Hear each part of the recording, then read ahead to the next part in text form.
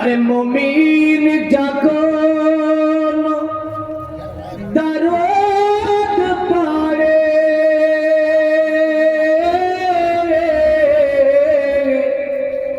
বসেও নিজের ঘরে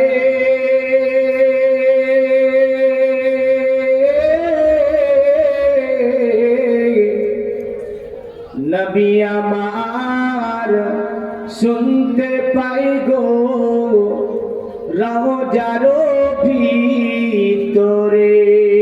জোরে বলি সুবহানাল্লাহ। আরে মুমিন যখন দরদ পড়ে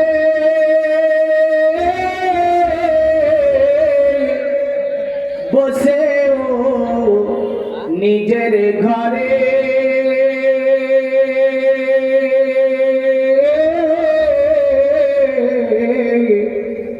নবী আমার শুনতে পাই গো রওজার ভিতরে।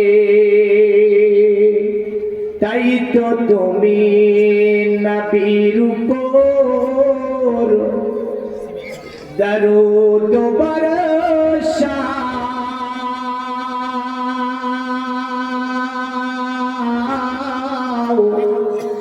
প্রাণটি খুলে দুলে দুলে সাল্লি আলা। চিন্তা ভাবনা করি অন্যান্য ধর্মের মানুষের ঋষি ঝষি মন ঋষি দেব দেবান্ত বিভিন্ন দিয়ে তাদেরকে সাজিয়ে গুছিয়ে বলে গিয়েছে, ওগুলা নিয়ে তারা সাধনা, ওগুলা নিয়ে তারা জপা, ওগুলো নিয়ে তারা আপনার চিন্তা ভাবনা ইত্যাদি ইত্যাদি। যাই হোক, তবে আল্লাহর কাছে ধর্ম কিন্তু একটাই। কটা? আল্লাহর কাছে ধর্ম কটা? একটা। ধর্মটার নাম কি? ইসলাম ধর্ম।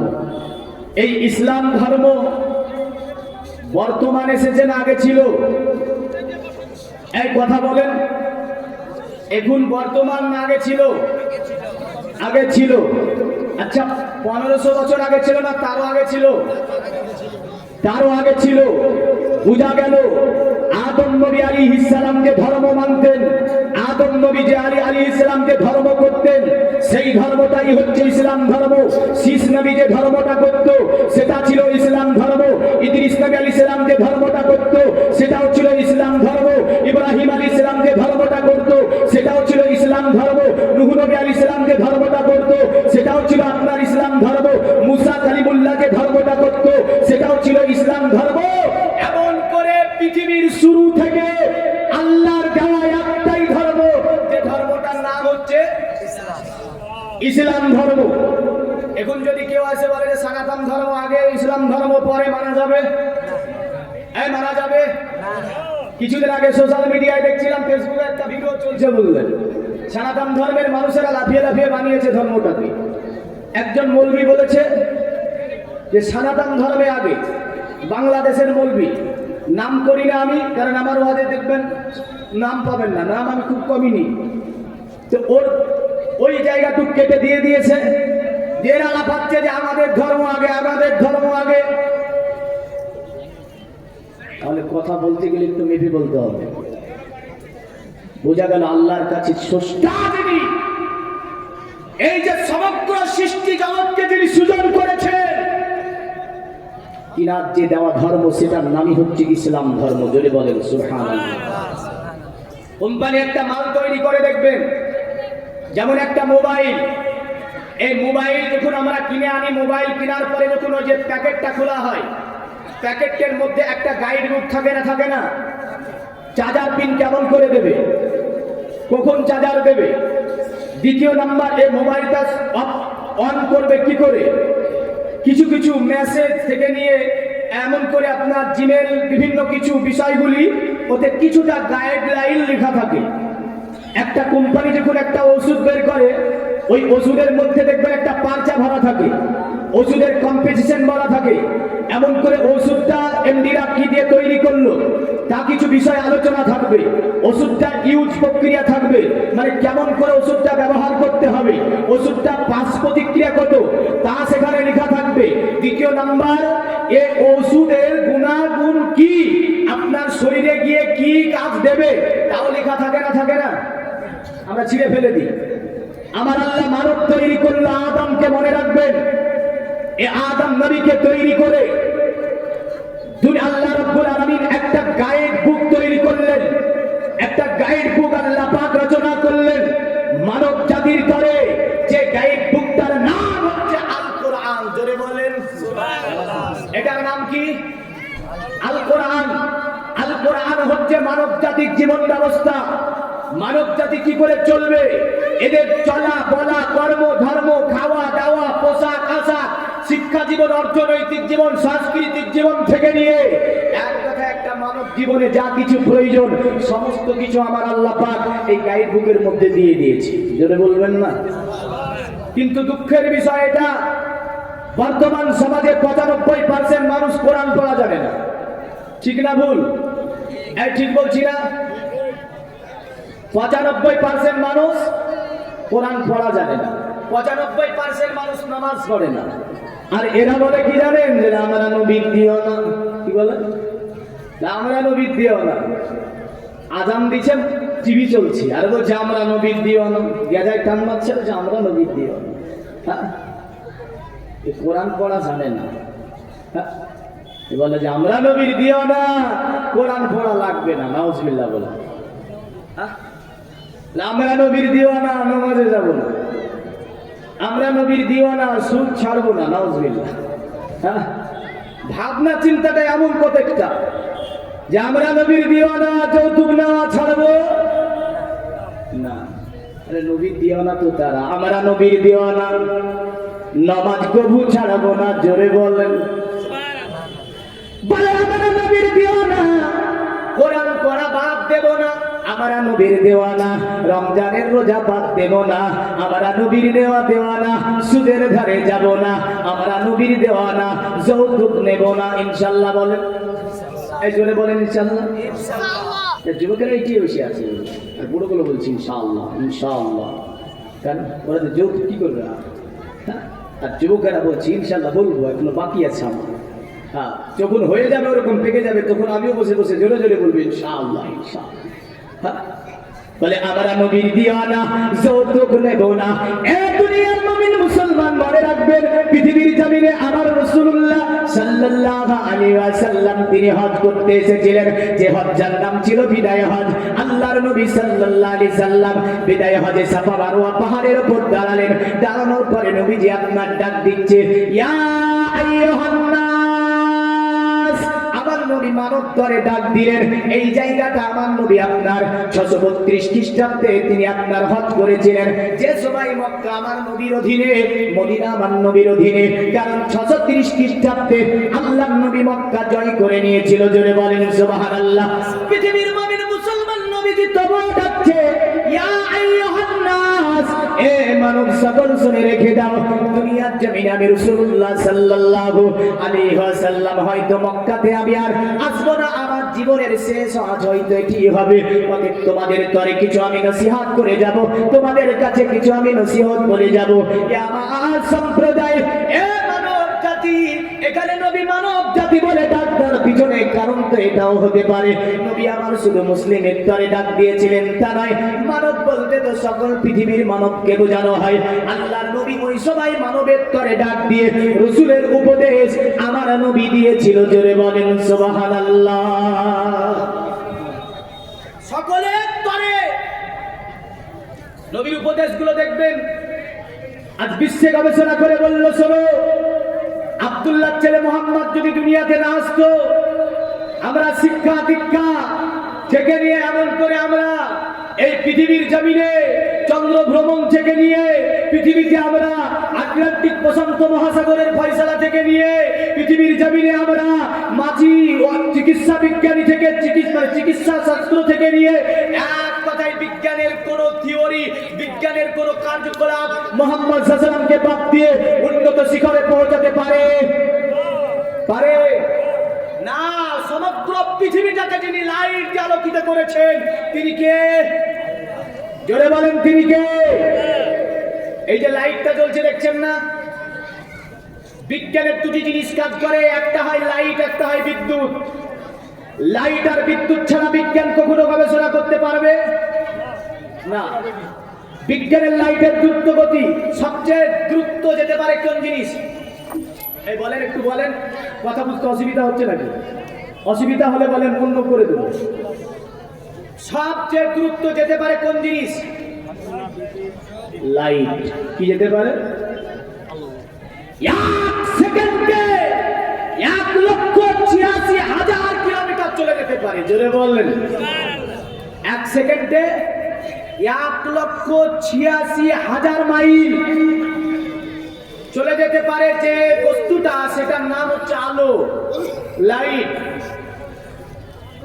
আচ্ছা, পর্বতমালা যেগুলো আছে, বা একটা গার্ড দিয়ে লাইটকে আটকে দেওয়া যায় না, যায় না? সেখান থেকে লাইট প্রতিফলিত হয়, ফিরে আসে, মানে ওই দিকে যেতে পারে না।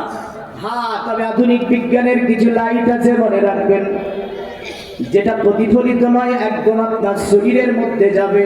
যাবে না? যাবে না।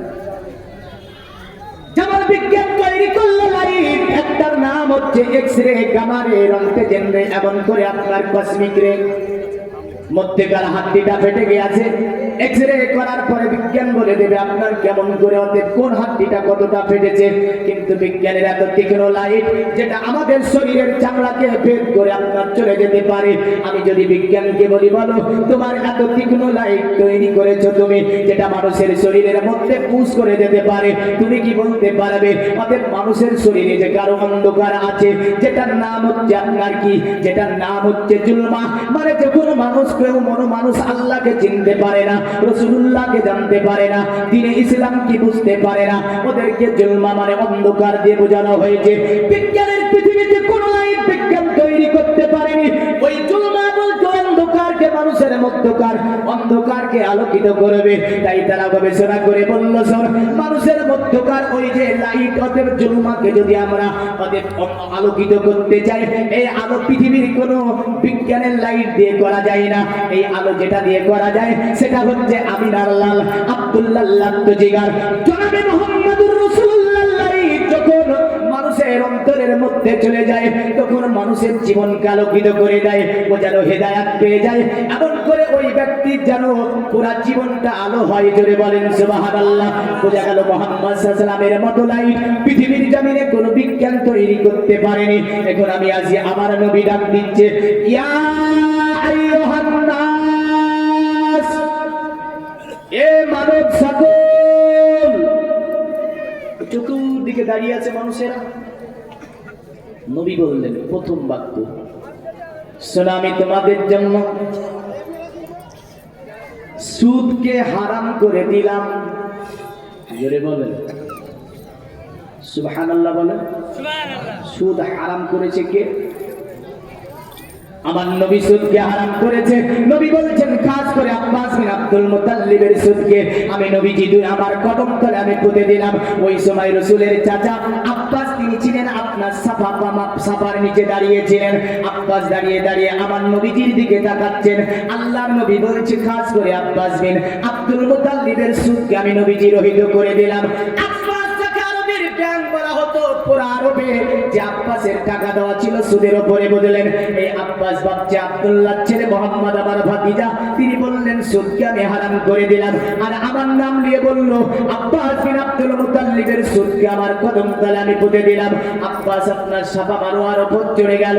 সাফা মারওয়ার উপর চড়ে যাবার পরে আল্লাহর নবীর ডান হাত খানাকে আব্বাস ধরে ফেলেছে, বলে মোহাম্মদ, এ ভাতিজা মোহাম্মদ, তুমি দুনিয়ার জমিনে সুদকে হারাম করে দিলে, আর তুমি নাম নিয়ে বললে আব্বাস বিন আব্দুল মুত্তালিবের সুদকে আমি নবীজি আমার কদম তলে আমি পুঁতে দিলাম। এ মোহাম্মদ, আমি আব্বাস কথা দিলাম, পুরা আরবে আমার সুদের উপরে টাকা দেওয়া আছে। আমি হচ্ছি ওদের এত বড় টাকা আপনার, এত বড় তিনি আপনার মালদার ছিলেন আব্বাস, পুরা আরবে 3 টাকা দেওয়া ছিল। নবীজিকে বলল, নবীজি, নবীজি যেহেতু আপনি সুদকে হারাম করে দিয়েছেন, সুদকে আপনি কদম তলে আপনার পুঁতে দিয়েছেন, আমি আব্বাস আমি এলান করলাম পুরা আরবে যত আমার আসল টাকা দেওয়া আছে, আমি আব্বাস সেই টাকাগুলোকে আমি যেন করে দিলাম, আমি কারো কাছে ওই টাকা ফিরিয়ে নেব না। আল্লাহর নবী আব্বাসকে গলার সঙ্গে জড়িয়ে ধরলেন। আমার নবী আল্লাহর কাছে দোয়া করলেন, ওগো আল্লাহ, আমার চাচা আব্বাস যেহেতু সুদ আমি রাসূল হারাম করেছি, কিন্তু আমার চাচা আব্বাস যেহেতু আসল টাকাকে মাফ করে দিয়েছে, এ আমার আল্লাহ আব্বাসের এই নিয়াতকে তুমি কবুল করে নাও। এ আমার আল্লাহ, এর প্রতি সকল মুমিন মুসলমান থেকে নিয়ে জাতিকে এর প্রতি আমল করার তৌফিক দাও। জোরে বলেন সুবহানাল্লাহ। এ দুনিয়ার মুমিন মুসলমান, নবীজি আবার ডাক দিচ্ছেন, ইয়া আইয়ুহান নাস, এ মানব সকল শুনে রেখে দাও, আমি নবী হয়তো দুনিয়ার জমিনে, আমি নবী হয়তো এই মক্কাতে আসবো কিনা জানি না, আমার জীবনের হয়তো এটাই শেষ হজ হতে পারে, তবে আমি তোমাদের জন্য কিছু নসিহত দিয়ে যাচ্ছি। শোনো মানব সকল, যত জাহেলি প্রথাগুলি রয়েছে, আমি রাসূলুল্লাহ সব প্রথাগুলিকে আমার কদম তলে আমি পুঁতে দিলাম।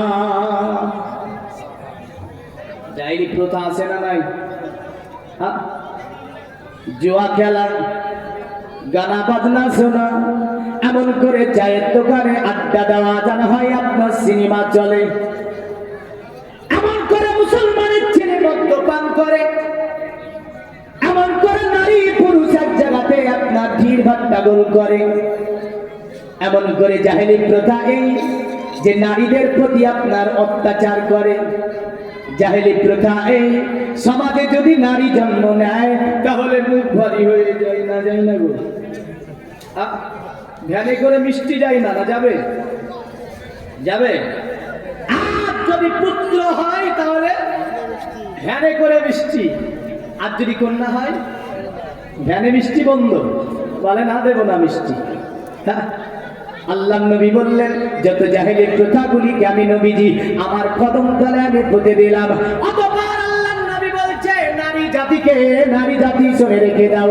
আমার নবী ডাক দিলেন নারীদেরকে, ডেকে বলল, শোনো নারী জাতি, তোমার স্বামী যেটা পছন্দ করে না এমন কাজ তুমি করিও না। জোরে বলেন।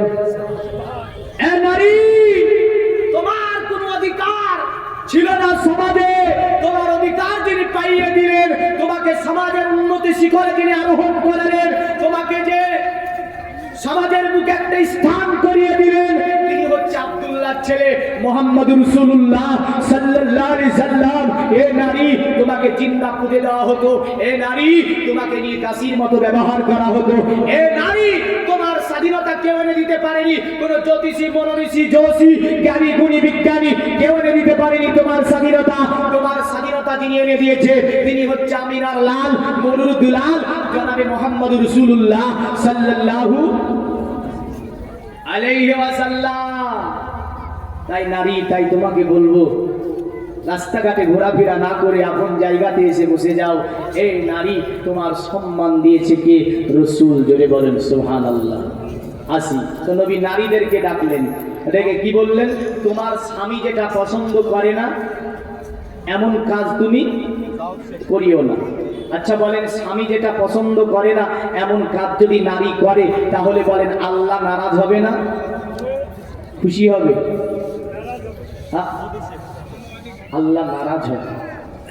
একজন স্ত্রী রাসূলুল্লাহ দরবারে এসেছে, বললেন একজন নারী নবীর আদালতে এসেছে। খুব মনোযোগ, কারণ বর্তমান আমাদের পারিবারিক যে পরিস্থিতি চলছে, বললেন এই পরিস্থিতি এক ধরনের জাহান্নাম বিরাজ করছে কিছু পরিবারে, ঠিক না ভুল? কি বিরাজ করছে? জাহান্নাম। কেন জানেন? প্রতিটা পরিবারে নামাজের কাজ আছে, স্বামীর খিদমতের কাজ আছে, রোজার কাজ আছে, কিন্তু সিরিয়ালের কাজা নাই। এমন পরিবার আছে না নাই? সব কাজা আছে বললেন, কিন্তু সিরিয়াল কাজা নাই। এই সব কাজা রাখে, শফিক কাজা রাখে না, ঠিকঠাক করা আছে বললেন। হ্যাঁ, তো পরিবারে বরকত হবে নাকি অবরকত হবে? উন্নতি হবে পরিবার না অবনতি হবে? ওই স্ত্রী স্বামীর খিদমাত করবে নাকি স্বামীরে বলবে যে এনে খাও, খিদমাত করবে না।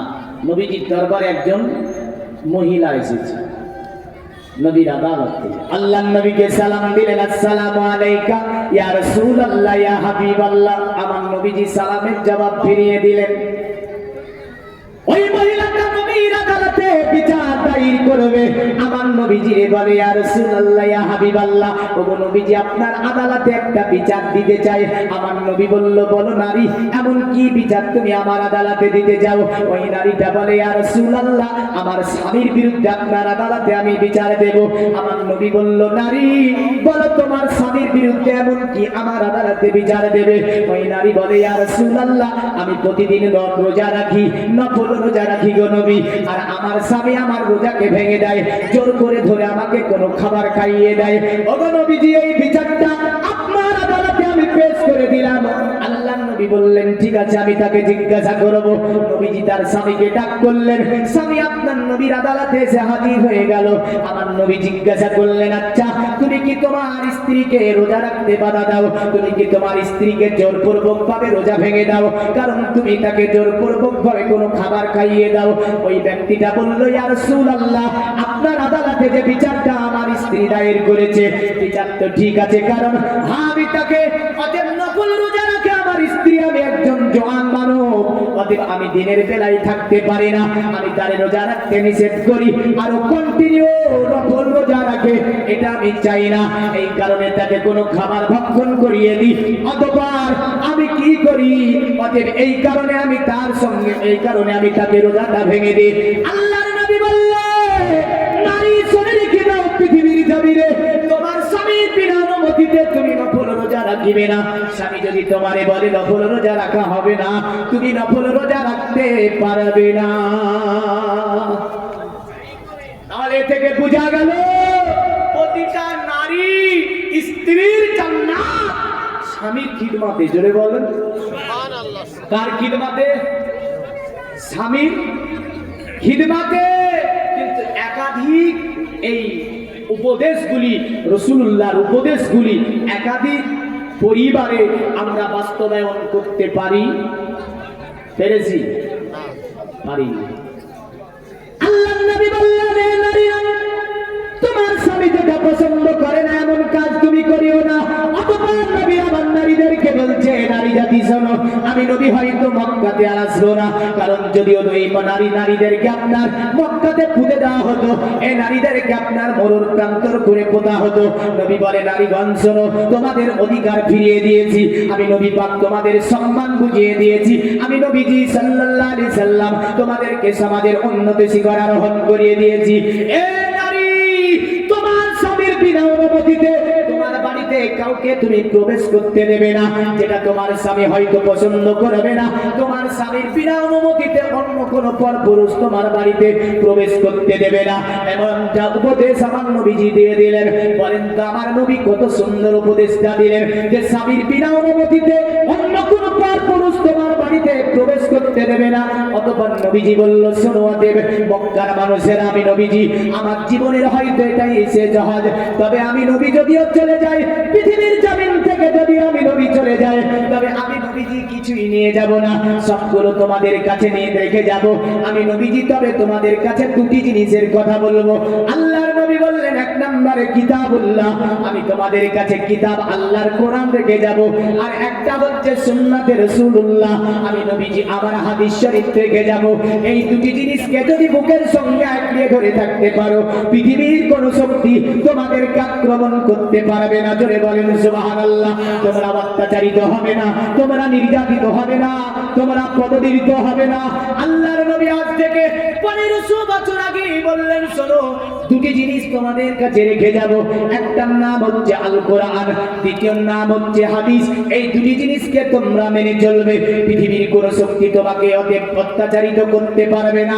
কিন্তু আমাদের ঘরে কোরআন, আমরা কোরআন পড়ি, আমাদের সিনাতে কোরআন, আর আমরা অন্য জাতি দ্বারা পরিচালিত হয়েছি। আল্লাহুম্মা সাল্লি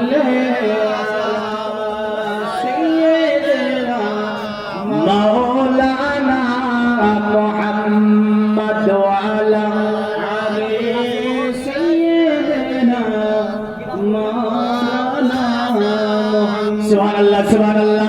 এই দেখেন যোগ্য কন্যা দুনিয়াতে রেখেছিল রাসেমা, মা এবং বাবার জন্য 1000 টাকা দিয়েছে দান আল্লাহর ঘর মাদ্রাসায়। আল্লাহ রাসেমার দান কোরআনকে কবুল ও মঞ্জুর করে নিয়ে পিতামাতার কবরকে কুশাদা মানোয়ার করে দিন। পিতামাতার কবরে জান্নাতের বিছানা বিছিয়ে দিন। পিতামাতার কবরকে আল্লাহ আপনি জান্নাতুল ফিরদাউস বানিয়ে দিন। সকলে বলুন এরকম যজ্ঞ মেয়ে প্রতিটা পিতামাতা একটা করে যেন রেখে যায়, কারণ দুনিয়াতে যজ্ঞ ছেলে এবং মেয়ে রেখে যাবেন, যে আপনি চলে যাবেন তা আপনার জন্য দান করবে, নামাজ পড়বে, কোরআন পড়বে, দোয়া করবে আল্লাহর কাছে। এমন ছেলে রেখে যাবেন না যে ছেলে রেখে যাওয়াতে কবরে আপনাকে পিছাই দেওয়া হবে। ছেলে মদ খাবে, আপনি পিছাই খাবেন। ছেলে জুয়া খেলবে, আপনি পিছাই খাবেন। ছেলে লিড ভরে গানে গানা শুনবে, আপনি পিতা মরে গিয়েছেন মনে রাখবেন, আপনাকে পিছাই চলবে ওখানে। বলে কি শিখিয়েছিস ছেলেকে? তোর ছেলে তো লিড ভরে গান শুনে বেড়ায়। যার কারণে নবীজি বলেছে এমন ছেলে রেখে যাবে যে ছেলে তোমার জন্য দোয়া করতে পারে। জোরে বলেন কি করতে পারে? দোয়া করতে পারে। আসি তবে কোরআনের কাছে, যেহেতু কোরআন দিয়ে ওয়াজ শুরু হবে, যেহেতু এই ইসলামিক মাহফিল, মনে রাখবেন নবীজি বললেন তোমরা সর্বময় এই কোরআন এবং হাদিসের দিকে লক্ষ্য রেখে তোমরা জীবন যাপন করবে, তোমাদেরকে পৃথিবীর কোন শক্তি আক্রমণ করতে পারবে না। মুসলমান মনে রাখবেন এ দুনিয়ার জমিনে আল কোরআন, আমরা দেখতেছিলাম ফেসবুকের মধ্যে যে আল কোরআনকে নেওয়ার পরে আগুন জ্বালিয়ে পুড়িয়ে দেওয়া হচ্ছে। আমি বলতে চাই এই দুপায়া জানোয়ার গুলোকে মনে রাখিস পৃথিবীর জমিনে আর যদি দেখা যায় বেদ থেকে নিয়ে, বাইবেল থেকে নিয়ে, মহাভারত থেকে নিয়ে, চান্দে বাস্তা থেকে নিয়ে, ত্রিপিটক থেকে নিয়ে, এমন করে সাহেব থেকে নিয়ে, শ্রীমদ ভগবত গীতা থেকে নিয়ে যত পুস্তক আছে, খোদার কসম যদি জ্বালিয়ে দেওয়া হয় তোর কোনো বাদ নাই যে রচনা করবে। কিন্তু এই কোরআন যদি মুসলমান একটা রাত্রে জ্বালাই, তো মুসলমান এক রাত্রে দুটি লিখে দিতে পারবে। জোরে বলুন সুবহানাল্লাহ সুবহানাল্লাহ। দরকার নাই এই আর একটা কিতাব দেখে লেখা। এই কোরআন যদি রাত্রে তোরা 100 জালাস মুসলমান 200 তো এক রাত্রে লিখে দিতে পারবে। এই কোরআন যদি তোরা এক রাত্রে 1000 জালাস মুসলমান 2000 লিখে দিতে পারবে। এই কোরআন যদি তোরা এক রাত্রে 5000 জালাস মুসলমান এক রাত্রে 10,000 কোরআন লিখে দিতে পারবে। এই কোরআন যদি তুই 10,000 জালাস মুসলমান এক রাত্রে 20,000 কোরআন লিখে দিতে পারবে। জোরে বলে এই কোরআন মুসলমানদের ঠোঁটের আঘাতে আছে, এই কোরআন মুসলমানদের ব্রেনে আছে, এই কোরআন মুসলমানদের চোখে আছে, এই কোরআন মুসলমানদের কানে আছে, এই কোরআন মুসলমানদের ব্রেনে আছে, এই কোরআন মুসলমানদের সিনায় আছে। কারণ ভাবছে যে দেখি করতে পারে না, কোরআন না দেখে একাধিক হাফিজ।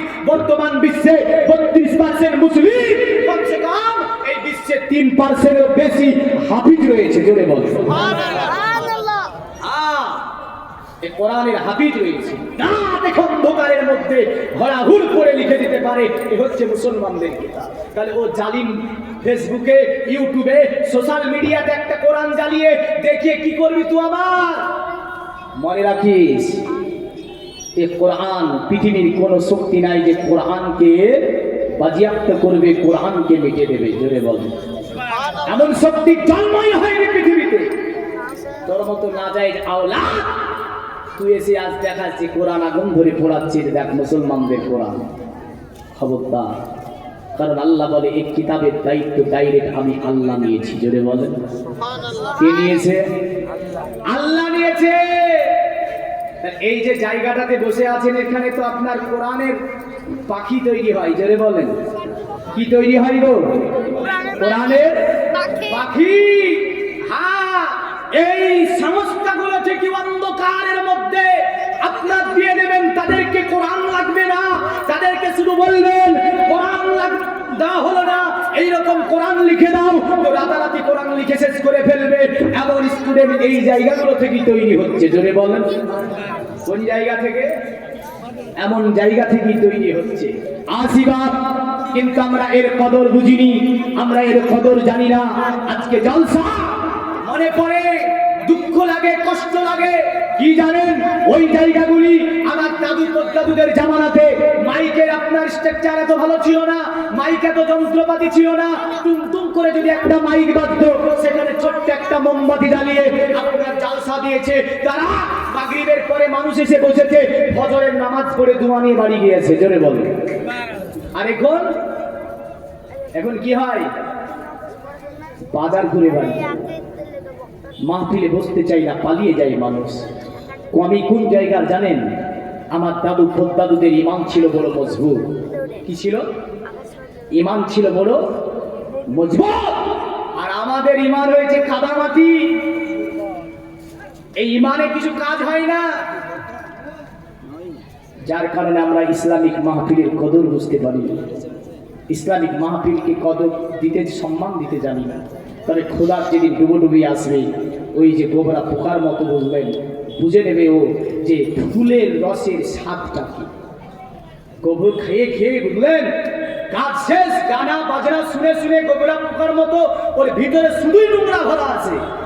যেই দিন ডুবোডুবি মারবে আল্লাহ, সেই দিন যদি ওই নোংরাগুলো বেরিয়ে যায়, তখন মনে পড়বে যে কোরআন হাদিসের মাহফিলের কদরটা কি।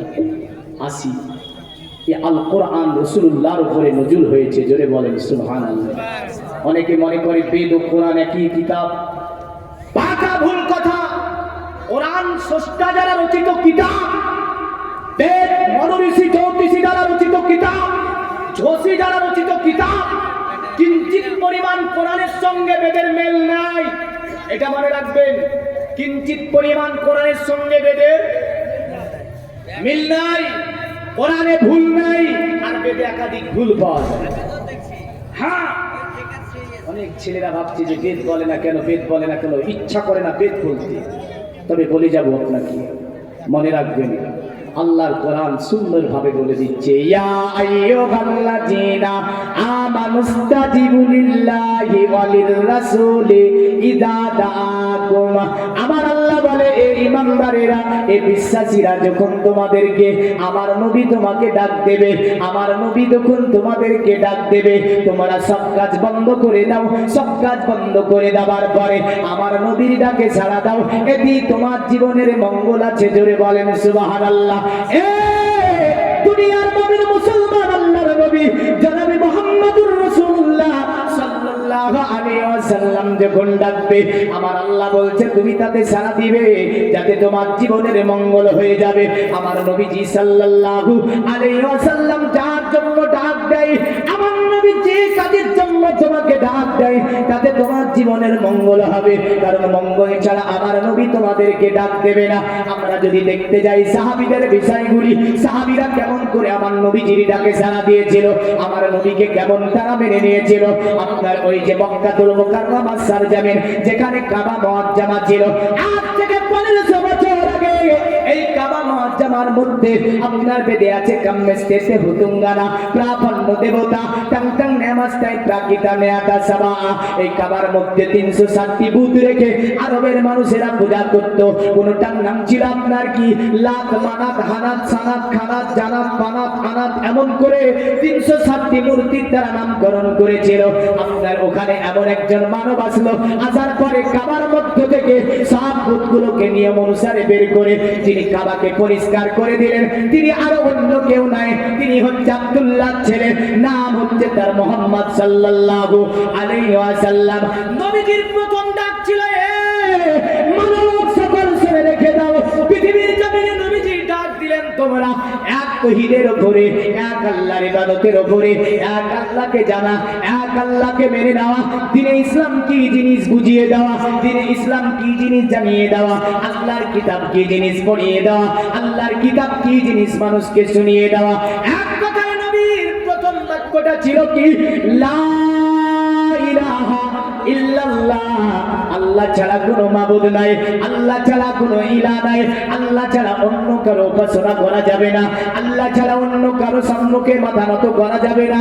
এই বাক্যটা নবীজি বলেছিলেন। তার সাথে নবী বলেছিলেন মুহাম্মাদুর রাসূলুল্লাহ, আর আমি হচ্ছি আল্লাহ পাকের রাসূল, আল্লাহ ছাড়া কোনো মাবুদ নাই, আর আমি হচ্ছি আল্লাহ পাকের রাসূল।